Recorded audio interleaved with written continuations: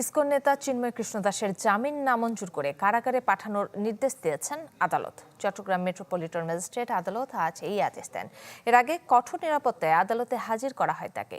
আদালত প্রাঙ্গণে ভিড় করেন চিন্ময় দাসের ভক্তরা।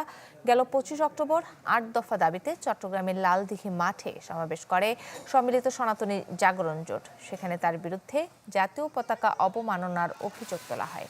পরে 31 অক্টোবর তার বিরুদ্ধে রাষ্ট্রদ্রোহী মামলা করেন বিএনপি নেতা ফিরোজ খান।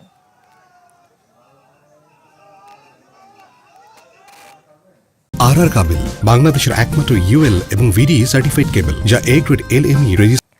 ইসকন নেতা চিন্ময় কৃষ্ণ দাসের জামিন নামঞ্জুর করে কারাগারে পাঠানোর নির্দেশ দিয়েছেন আদালত। আরো জানাতে চট্টগ্রাম থেকে যুক্ত হচ্ছেন রনি দত্ত। রনি,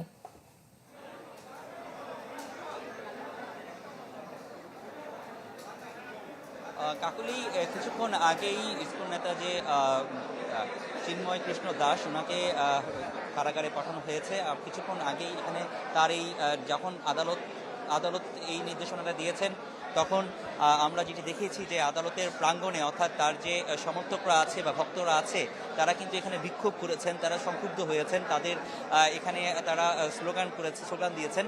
এরপরে এখানে পরবর্তীতে কঠোর নিরাপত্তার মধ্য দিয়ে তাকে এই 5 মিনিট আগে